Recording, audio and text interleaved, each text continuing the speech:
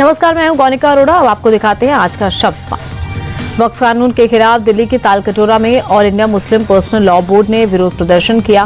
वक्फ बचाओ संविधान बचाओ सम्मेलन में AIMPLB के अध्यक्ष सैफुल्लाह रहमानी ने PM मोदी पर निशाना साधा। वो बोले कि ये देश पार्टी मैनिफेस्टो से नहीं चलेगा, देश संविधान से चलेगा। कि ये देश पार्टी के मैनिफेस्टो से नहीं चलेगा, इस देश को चलना चाहिए उसके संविधान से। गवर्नमेंट जो इस वक्त वक्फ से मुताल्लिक कानून लाई है, यहाँ के संविधान की रूह को मुतासिर करती है। तो यही हम मैसेज देना चाहते हैं गवर्नमेंट को कि वो अपने पार्टी के मैनिफेस्टो के बजाय इस मुल्क के लिए जो संविधान इस मुल्क के मेमारों ने, इस मुल्क के बनाने वालों ने दिया है, उसके मुताबिक उसको मुल्क चलाना चाहिए। मुस्लिम नेता मोहम्मद अदीब ने PM मोदी पर अटैक करते हुए पूछा कि वक्फ की जमीन छीनकर मोदी किसका भला कर रहे हैं? अल्लाह की जमीन कोई छीन नहीं सकता।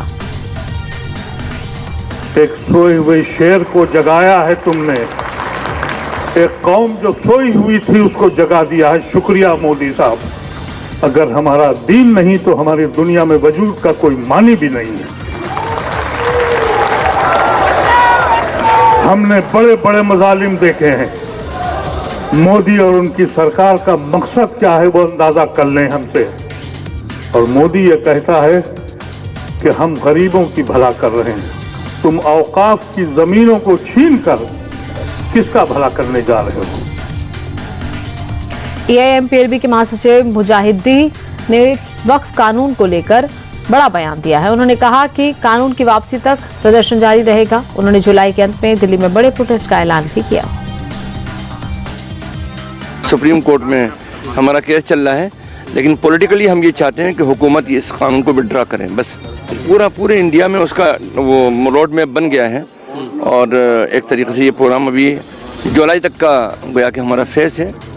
ईद के बाद तक जुलाई में हमारा जो लास्ट प्रोग्राम होगा वो दिल्ली में ही होगा। उसके बाद अगला फेज का अनाउंस बाद में किया जाएगा। मुंबई में वक्फ सुधार जन जागरण अभियान में पहुंचे केंद्रीय अल्पसंख्यक कार्य मंत्री किरण रिजिजू ने कांग्रेस और वक्फ के नाम पर लूट करने वालों पर जमकर निशाना साधा। रिजिजू ने कहा कि गरीबों से जो छीना गया मोदी सरकार उसे लौटा रही, जबकि कांग्रेस और वक्फ बोर्ड ने लोगों का हक छीना।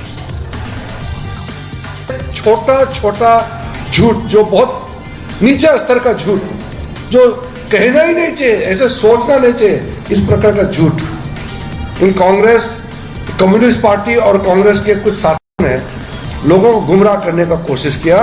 तो हक को छीना है कांग्रेस पार्टी और वक्फ बोर्ड के लोगों ने, मुतावाली लोगों ने, और जो मुसलमानों का कुछ ठेकेदार लोग हैं उन लोगों ने लूटा है, छीना है उन लोगों ने।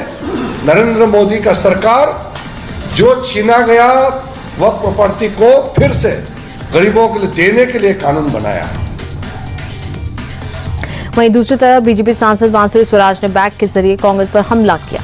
एक देश एक चुनाव पर JPC की बैठक में बांसुरी सुराज एक काले रंग का बैग लेकर पहुंचे। बैग पर लिखा था नेशनल हेराल्ड की लूट। वो सेवा के आड़ में सार्वजनिक संस्थाओं को अपनी पर्सनल जागीर बढ़ाने का एक औजार बना लेती हैं। बहुत गंभीर मामला है।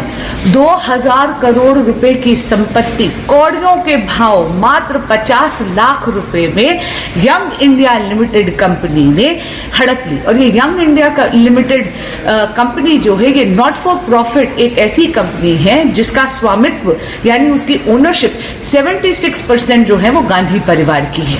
और इसीलिए आज के दिन कांग्रेस पार्टी की और कांग्रेस के शीर्ष नेतृत्व की जवाबदेही बनती है, न केवल इस देश की जनता को बल्कि 25 अप्रैल को कोर्ट के समक्ष भी।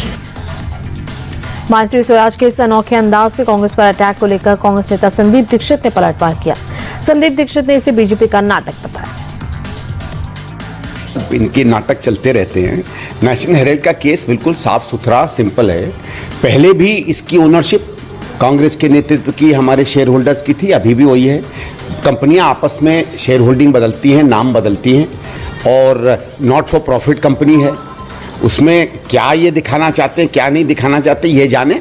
और अब तो खैर वही कोर्ट के सामने है, कोर्ट की लंबा चलेगा, कब आता है निर्णय, कब नहीं आता है, तो उसमें देखेंगे इतनी इनकी जल्दबाजी क्या हो रही है। और अगर कितने पैसे में क्या खरीदा गया ये पूछा जाए तो फिर तो सवाल वो भी बनते हैं ना कि एयर इंडिया क्या कीमत पर आपने टाटा को बेचा।